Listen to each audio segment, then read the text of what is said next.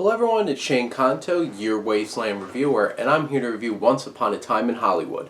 And this is one of my most anticipated films of the year. Huge fan of Quentin Tarantino, and he's the kind of director that makes films every few years.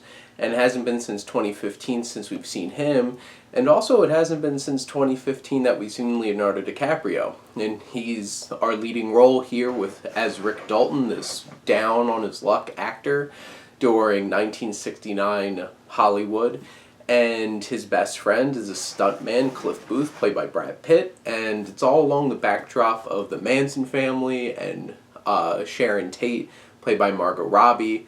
And this film is a very different kind of film for Tarantino, I feel like.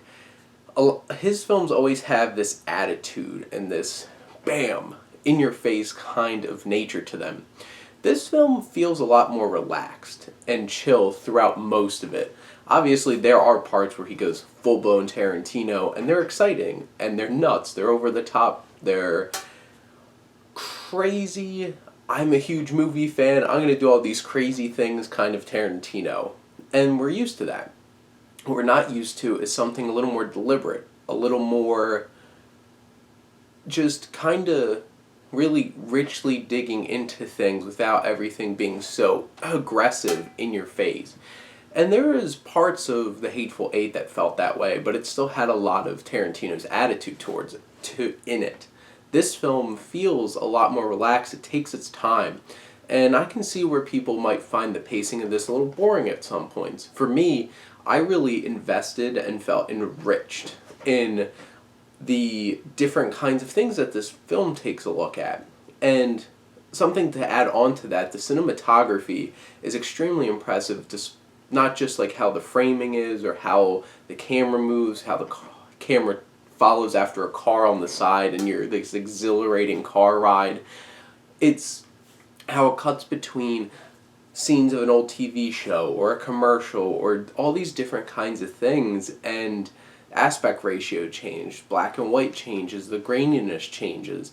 There's so many fun things. There's this cool Great Escape kind of like what if kind of moment in it that's really cool. And you get all these different things, and even some of the most mundane scenes in this film of just a guy preparing dog food for his dog or preparing dinner.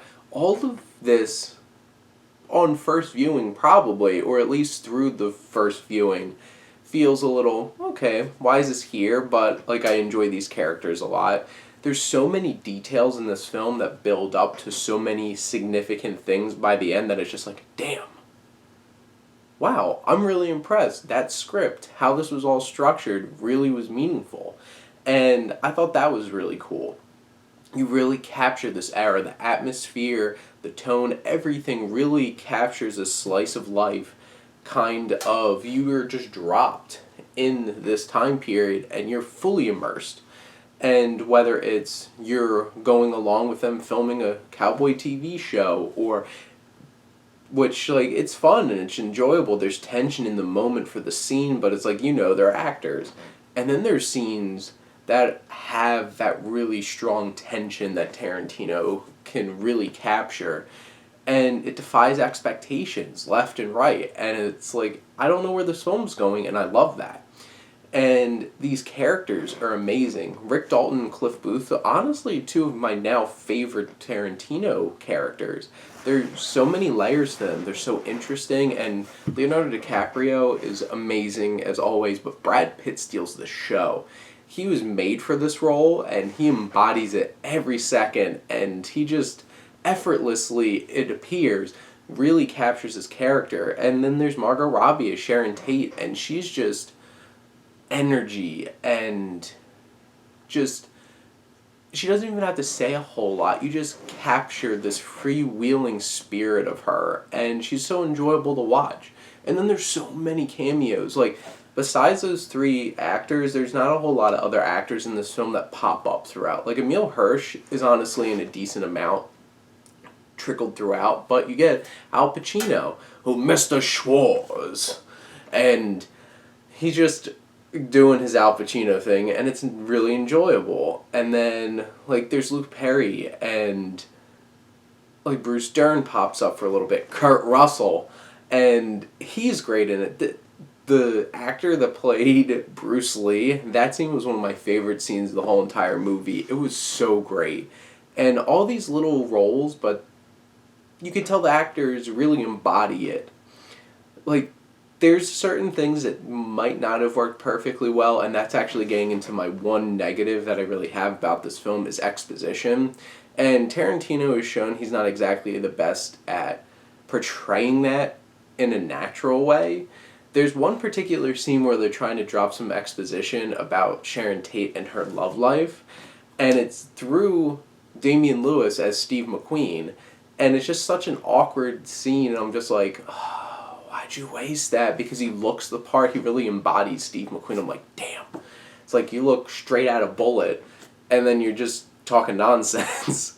And there is some voiceover in it that's like, let me spoon feed you some things.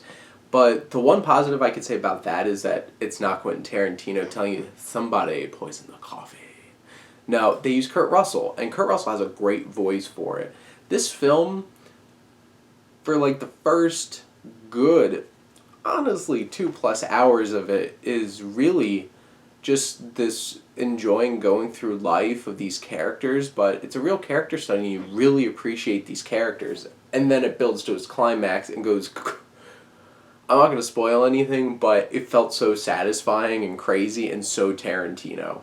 It worked. It really worked. And stay through the credits. There's a fun little scene in it. But the acting in this is amazing. Leo and Brad Pitt need to get some attention for this film. But I really love this film. I highly recommend it.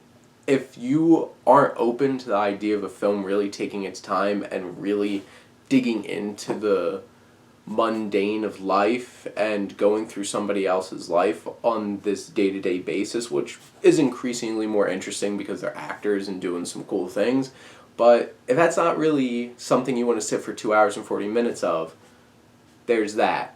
This might not be for you. And also, if you're adverse to Tarantino's obnoxiously over-the-top violence and gore, there's not a whole lot of it over the course of the film. But when it is nuts.